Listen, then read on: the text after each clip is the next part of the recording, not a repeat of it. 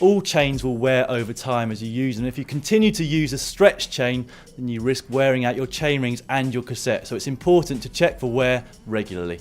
Today we're using this new Shimano tool, the back end of which is spring loaded and will fit in between one of the links like this.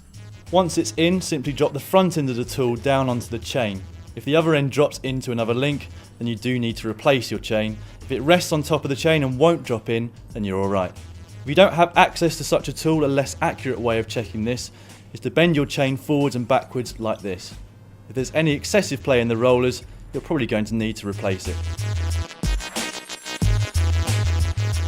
To remove a chain, you're going to need a tool similar to this one. You need to make sure that the tool is appropriate for the chain that you've got to take off, because it will be different, for example, for a 7-speed chain compared to the 11-speed one we're about to take off today.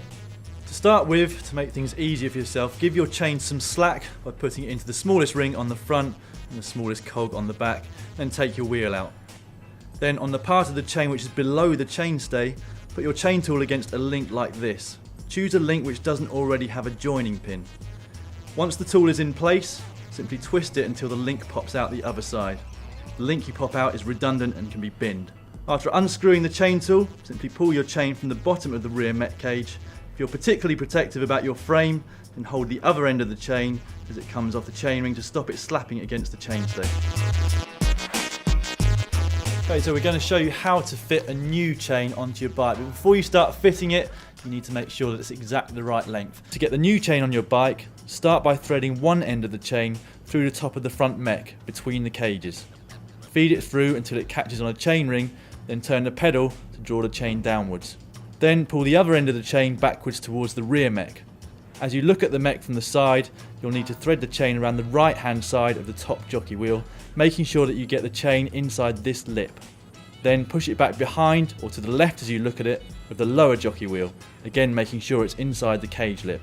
Finally, pull the two ends of the chain together and push this new link through to hold it together. Make sure you have the right pin because they are different for different chains. Then you'll need to use a chain tool to push the link the whole way through.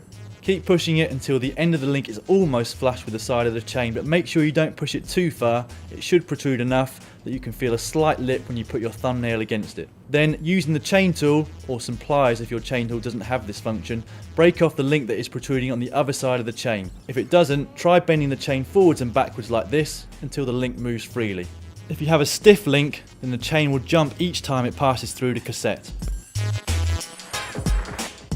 You can increase the lifespan of your chain if you look after it properly, and by that I mean keeping it clean using proper degreaser and also keeping it lubricated. More expensive lube is sometimes better.